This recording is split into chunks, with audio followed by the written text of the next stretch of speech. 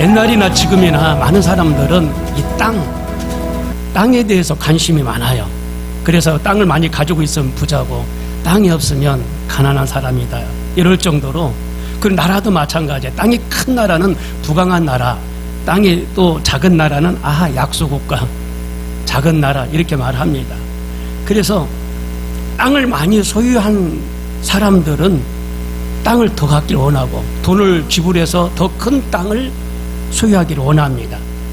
그래서 변두리 땅이라도 채소를 심고 그 밭을 갖고 와서 나중에 어떤 보상 심리로 보상을 받으려고 땅을 소유하는 사람도 있어요. 그러다가 보니까 재개발이 되어서 그 땅은 가치가 올라가고 주인은 부자가 되는 경우가 있잖아요. 물론 허랑방탕하게 쓰는 사람도 있지만 그렇지 않고 자선사업가도 나오고 재단에다가 기부하고 교회 헌금하고 좋은 일에 쓰는 사람도 많이 있잖아요. 학교도 장학금으로도 내놓고. 이스라엘 백성들이 창세기 13장 14절 15절에 보니까 하나님께서 바라만 봐라, 그리고 믿기만 해라, 그러면 그 땅을 다 주시겠다는 거예요. 돈을 주고 사는 게 아니라 바라만 봐라, 그리고 믿기만 해라, 그거예요.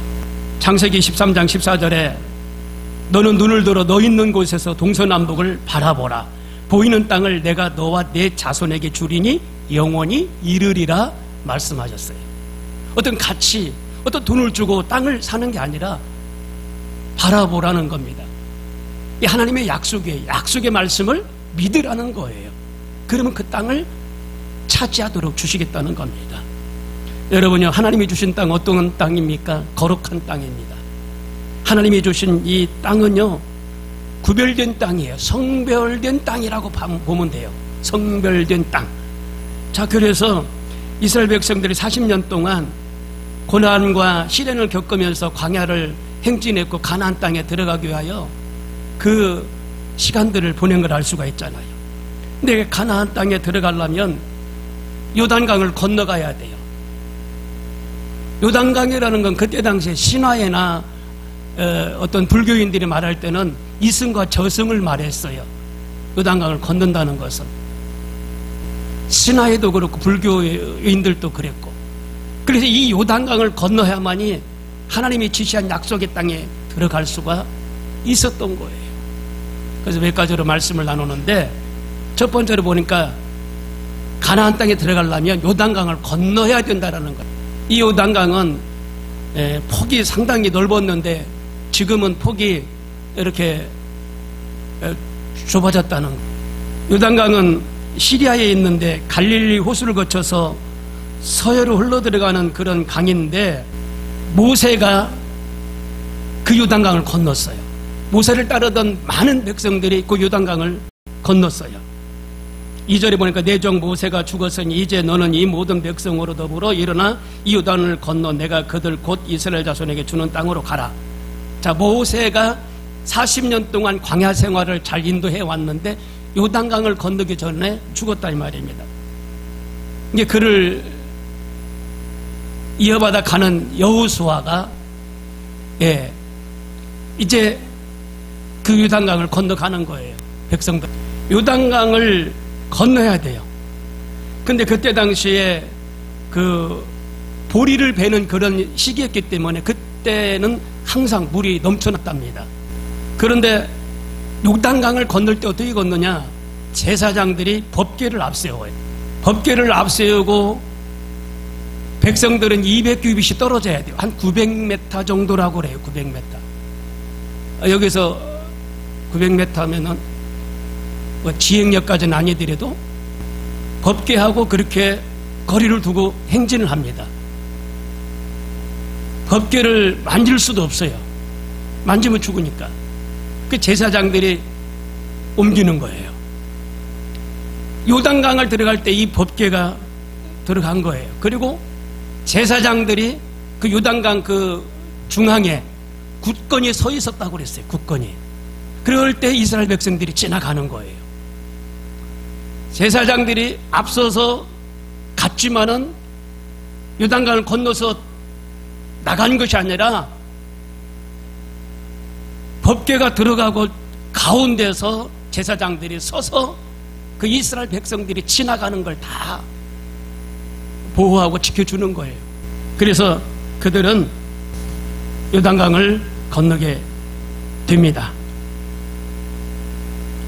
여호수아 3장에 보니까 15절에 제사장들이 먼저 들어가고 발이 물가에 잠기자 흘러내리던 물이 그쳐 물이 쌓이고 백성은 건넜느니라. 그러니까 그 물들이 어디로 가냐? 물들이 변방으로 갔다고 그랬어요. 변방으로. 요단강에 흐르는 물들이 변방으로 흘러나갔다 그랬어요. 변방으로. 지역이 정확하게 변방이 어디인지 나와 있는데 기억을 지금 제가 메모를 안 해서 모르겠어요. 그 물들이 방향이 바뀐 거예요. 물들이. 예. 흘러내리던 물들이 멈춘 게 아니라 변방으로 물이 흘렀다고 그랬어요. 이게 하나님의 기적입니다. 이거 믿어야 돼. 믿어야 돼. 여리고성은 기적으로 무너졌지만은 요단강은 믿음으로 건너는 강이에요. 히브리서 11장 1절에 보니까 믿음으로 바라는 것들이 실상에 모지 못하는 것들의 증거니 믿음으로 눈에 안 보여도 믿어야 되고 손에 안 잡혀도 잡힐 것을 바라보고 믿어야 되고 귀로 안 들려도 들릴 것을 바라보고 믿어야 돼. 이게 요단강의 신앙이에요. 예를 들어서 A라는 사람과 B라는 두 사람이 병에 걸려 있었는데 병원의 의사 선생님의 그 소견이 있어요. 소견이 당신은 3개월밖에 못 산다. 당신도 3개월밖에 못 산다. 이렇게 소견을 냈어요. 예를 들어서. 그런데 한 사람은 낙심과 좌절과 원망과 포기하고 한숨 쉬고 이렇게 마음을 먹은 거예요. 그래가지고 자기가 묘주도 알아보고 연구차도 알아보고 관도 알아보고 수의도 알아보고 다 알아본 거예요. 한 사람은. 왜? 3개월밖에 못 산다고 하니까. 그런데 B라는 경우는 하나님께 더 매달렸어요. 건강을 주실 것을 믿었어요. 그리고 건강한 모습을 생각했어요. 매달렸어요. 잘 달릴 것을 바라보고 앉아서 스타트하는 모습도 연습하고 내가 건강해서 이 운동장 100m를 달릴 수 있다는 그런 소망도 갖게 된 겁니다. 좌절하지 않았어요. 나는 3개월 이상 살 수 있다라고 마음 먹은 거예요. 그러면 하나님은 누구의 손을 들어주실까요? 두 번째 사람의 손을 들어주셔요. 낙심하고 좌절하면 하나님의 역사가 아니거든요. 부정적인 곳에 하나님의 역사가 임할 수가 없는 거거든요. 내가 믿음으로 긍정적인 곳에 이 역사하는 게 하나님의 역사거든요. 가나안을 하나님이 주신 땅인데 가나안 땅을 들어가려면 요단강을 건너야 그 땅에 들어갈 수 있다는 겁니다. 그런데 그 요단강은 내 힘으로 건너는 게 아니더라고요. 하나님께서 건너라 명령하셨잖아요. 그리고 하나님을 믿고 건넜잖아요. 믿음이에요. 믿음. 하나님을 믿고 걷는 게 이 요단강을 건너는 거예요. 우리가 믿음을 가지고 살잖아요. 하나님께서 말씀하시면 하나님의 말씀을, 그 약속의 말씀을 믿는 게 이게 온전한 신앙이에요. 그래야 문제도 풀고 문제도 해결받고 건강도 회복하고 승리하는 역사가 일어나게 될 줄로 믿습니다. 그리고 강하고 담대하십시오. 모든 것이 이 마음에서 시작이 됩니다. 마음을 좀 담대하게 가지시길 바랍니다. 마음을 강하게 하라, 담대하라 라고 1장 6절에 말하고 있어요. 7절에 보니까 오직 너는 마음을 강하게 하고 극히 담대하라. 극히 담대하라. 이런저런 소리가 막 들리잖아요. 이런 사회적인 문제나 경제적인 문제나 전쟁의 소리나 또 내 자신의 어떤 환경의 문제나 이런저런 소리가 막 있잖아요. 강하라는 거예요. 강하라. 내가 어디로 가든지 내 하나님 여호와가 너와 함께 함이니라. 하나님이 말씀하시는 거예요. 강하고 담대한 자에게 하나님은 역사하셔요. 그게 바로 믿음과 용기입니다. 용기를 내세요. 폭풍이 불면 큰 나무는 그냥 흔들려, 그냥 흔들리고 뽑히지 않아요. 그런데 폭풍이 부는데 이 뿌리가 없는 나무는요, 그냥 흔들리다가 그냥 뿌리째 뽑혀버려서 넘어지는 거거든요. 큰 나무가요, 뿌리가 깊이 내려져 있기 때문에 비바람이 치고 폭풍이 불어도 뿌리가 밑에 내려져 있기 때문에 안 넘어져. 흔들리기는 흔들려도. 네. 신앙의 뿌리, 믿음의 뿌리가 깊이 내려져 있으면 하나님이 붙들어 주시기 때문에 어떤 어려움에서도 우리는 넘어지지 않고 승리하게 될 줄로 믿습니다. 그리고 긍정적인 신앙을 갖기를 바랍니다. 여호수아는 하나님께서 이제 허락하시는 대로 했거든요. 가면 가라, 가고 오면 오고 했던 여호수아거든요. 이게 긍정적인 사람이었었어요. 그래서 싸워라 그러면은 싸우고, 전진해라 그러면 전진하고. 이 여호수아의 이 신앙이 대단했어요. 근데 이 사람은 긍정적인 신앙의 사람이었었어요. 여러분, 어느 날 아버지가 큰아들에게 오늘은 포도원에 가서 일을 해라 라고 이야기를 했어요. 그러니까 그 큰아들이 예, 알았습니다 라고 대답을 하고 가면 얼마나 좋아요.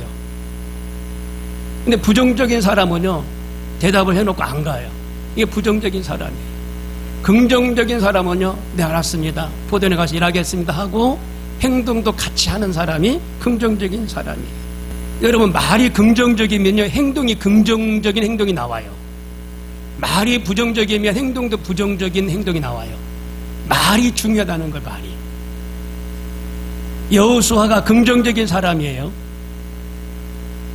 믿음의 선진이기 때문에 우리도 긍정적인 사람이 돼야 돼. 입술에 여러분 긍정적인 입술이 되시길 바랍니다. 그러면은요, 긍정의 역사가 나타나게 됩니다. 포도원에 가서 열심히 일하면 많은 수확을 얻게 되는 거예요. 이 긍정적인 사람은 많은 열매로 풍성해지는 역사가 있어요. 이용은 목사님은 절대긍정이라는 책을 냈는데 세미나 가서 그 책을 제가 무료로 받았어요. 읽어보니까 절대긍정이 절대긍정. 복은 이 입술에서 시작이 된다는 거예요. 비판하고 불평하고 하면은 그건 그건 복을 갖다 줄 수 있는 게 아니라는 겁니다. 여기 세치도 안 되는 입에서 긍정의 말을 하면 그게 복의 문을 여는 그런 도구라는 거예요. 그래서 절대 긍정, 좋아도 긍정, 안 돼도 긍정, 뭐 이런 절대 긍정을 말씀하시는 분이 이용은 목사님이십니다. 민수기 14장에 보니까 남들이 안 된다고 소리쳤어요. 그러니까 안 되는 거예요. 남들이 다 통곡한다라고 소리쳤을 때 다 통곡하게 되더라 이 말입니다. 그러나 다수가 긍정의 말을 하고 나갈 때, 그리고 지도자의 그 뒤를 따라갈 때 가나안 땅에 들어가는 역사가 일어났어요. 민수기 14장 9절에 보니까 하나님이 우리와 함께 하시기 때문에 할 수 있다 라고 말씀하시는 거예요. 여호수아의 유명한 말씀입니다. 가나안 땅을 두려워하지 말아라.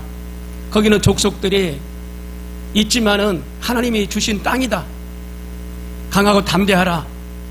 말씀을 하시는 거예요. 하나님 우리와 함께 하신다. 말씀하시는 거예요. 그래서 이 요단강을 건너게 되는 거죠. 바울은 빌립보 4장 13절에 내게 능력 주시는 자 안에서 내가 모든 것을 할 수 있느니라. 하나님이 능력 주시면 모든 것을 할 수가 있는 겁니다.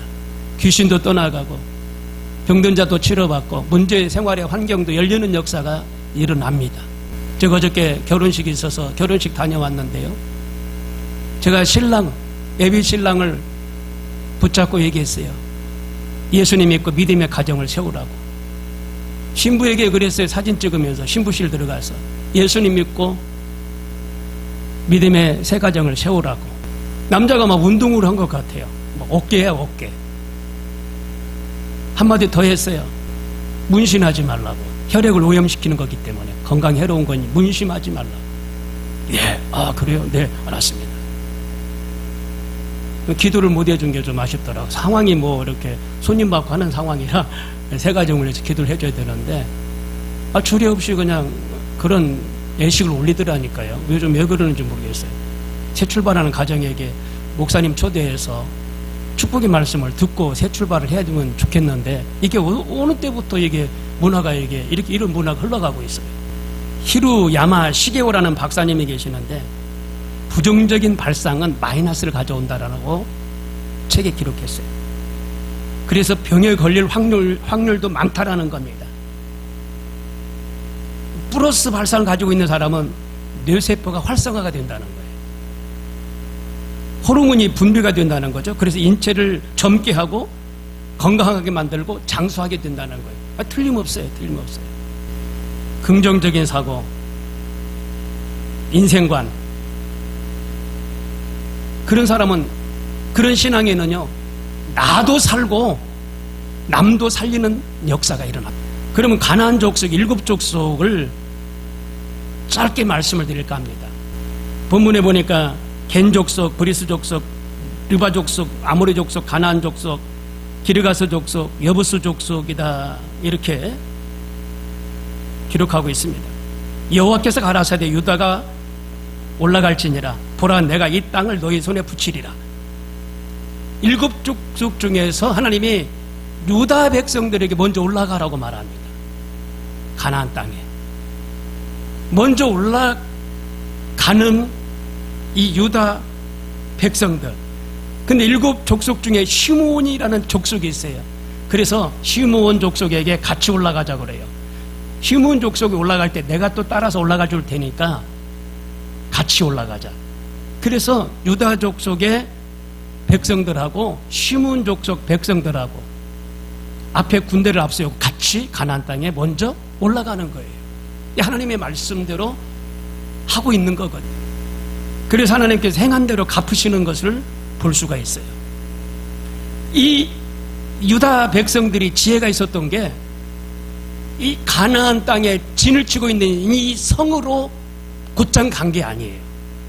이 변방으로 산 쪽으로 둘러서 성이 없는 쪽으로 둘러서 이렇게 성을 포위했던 것을 알 수가 있어요. 그래서 점령하고 그러니까 산지 네게부 쪽으로 갔다 그랬어요. 그리고 요르단의 중앙 지역을 침입했다 그랬어요. 변방으로 가서 포위해서 중앙 지역을 침입했다. 가나안의 견고한 성들을 여러분 점령하지 못한 것은요, 이런 어떤 꾀가 없었고 그냥 성을 바라보고 나갔기 때문에 무너진 거예요. 이기지 못한 거예요. 그러니까 이쪽 네게부 쪽으로, 산지 쪽으로, 사이드로 가서 포위해서 중앙을 쳤던 거, 이게 유다 백성들에게 주신 하나님의 지혜. 그러면 헷 족속을 볼게요. 헷 족속은 뭐냐면 악몽, 우울증, 거짓, 속이는 것, 영적인 두려움 가운데 고통 속에 살도록 하는 것, 이런 의미를 가지고 있어요. 헷 족속이. 이게 가나안 땅을 정복할 때까지 그곳에 거주한 종족 중에도 매우 큰 민족이었다는 거예요. 큰 민족인데 여기는 우울증과 거짓과 속이는 것과 악몽이 있었다는 걸 의미하는 족속이라는 거죠. 두 번째로 기르가스 족속은 진흙탕을 의미합니다. 진흙탕은 혼돈을 말합니다. 무질서를 말합니다. 기르가스 족속은 우리의 삶 가운데서 진흙탕같이 앞길을 볼 수 없도록 혼돈과 공허함을 주고 어디서 풀어야 할지 모르는 그런 문제에 얽혀 있는 것을 말합니다. 세 번째, 아모리 족속. 아모리 족속은 산중 사람이라는 뜻을 가지고 있어요. 교만은 교육이죠, 지식이죠, 학문이죠. 네, 그런 걸로 해석할 수가 있습니다. 네 번째로 가나안 족속입니다. 낮은 땅이라는 의미를 가지고 있어요. 가나안 족속은요, 가나안 땅에 거하는 7족속 전체를 통칭하는 말이에요. 통칭하는 말. 그래서 그들이 무역에 종사를 했는데 고대 세계에서 가나안이라고 하면은 곧 상인들을 의미한다라고 말을 합니다. 그래서 점차적으로 가나안 땅에 정착하게 되고 나머지 여러 족속이 이 가나안 족속과 흡수해서 살게 되는 거죠. 브리스 족속입니다. 시골 사람이라는 의미를 가지고 있는데 신경질, 못마땅함, 미움 이런 뜻으로 해석할 수 있다는 거예요. 아니 이건 난 내 말이 아니에요. 신학자들이 책을 통해서 기록한 내용입니다. 예, 지금 시대하고 지금 이렇게 비교해서 말씀을 해보는 거예요. 예, 깨닫지 못하는 사람, 그러니까 하나님이 없다고 하는 사람, 그래서 하나님 올 때 무식한 사람들, 그들의 그 무리들을 말하고 있어요. 그러니까 브리스라는 말은 이 전쟁터, 그걸 또 의미하고 있고, 광활한 그런 광야, 평야, 황무지 그런 것을 의미하고 있다는 겁니다. 그 혈기와 짜증, 신경질, 미움 이런 것들을 일으킨다는 거죠. 이게 브리스 족속이고, 여섯 번째 히위 족속, 신념과 이념으로 하나님이 어디 있느냐 하면서 기만하고 쾌락주의에 빠져있는 무리들을 말합니다. 설명을 안 드려도 아시겠지요. 일곱 번째 여부수 족속, 짓밟다라는 의미를 가지고 있어요. 증오하고 그리고 원망하고 불평등하고 이런 의미를 가지고 있어요. 그래서 다윗 왕 시대 때 엄청난 전염병 재앙이 임했던 걸 알 수가 있는데, 솔로몬이 성전을 건축한 그 자리가 바로 여부수 족속의 타작마당이었다는 거예요. 타작마당. 예. 그러니까 막 그런 쾌락주의, 향락주의 했던 그 장소를 전부 다 쓸어내고 거기에다가 다윗의 성전을 지었다. 그 전에는 여부수 족속들이 거기에 생활했던 장소인데 개토를 한 거죠. 그냥 개토 싹 쓸어내고 정리정돈해서 하나님의 성전을 세웠다는 거지요. 가나안 족속 7족속인데 이것은 한마디로 인간의 죄성을 말한다는 겁니다. 저는 하말티아, 벗어나다, 하나님의 뜻대로 살지 않고 하나님의 뜻에서 벗어난 걸 말합니다. 인간의 죄성을 말합니다. 로마서 1장 28절에 32절에 잘 말씀해주고 있습니다. 그들이 마음에 하나님 두기를 싫어하며 하나님께서 그들을 그 상실한 마음대로 내버려 두사 합당하지 못한 일을 하게 하셨으니 곧 모든 불의, 초약, 탐욕, 악의가 가득한 자요, 시기, 살인, 분쟁, 사기, 악독이 가득한 자요, 수근수근하는 자요, 비방하는 자요, 하나님께서 미워하시는 자요, 능욕하는 자요, 교만한 자요, 자랑하는 자요, 악을 도모하는 자요, 부모를 거역하는 자요, 우매한 자요, 배약한 자. 배약한 자, 무정한 자요, 무자비한 자라 라고 말씀하고 있어요. 하나님께서 정하신 뜻대로 살면 틀림없이 잘 될 줄로 믿습니다. 하나님 뜻대로 사는 우리 모두가 되기를 바랍니다. 다 같이 기도하겠습니다.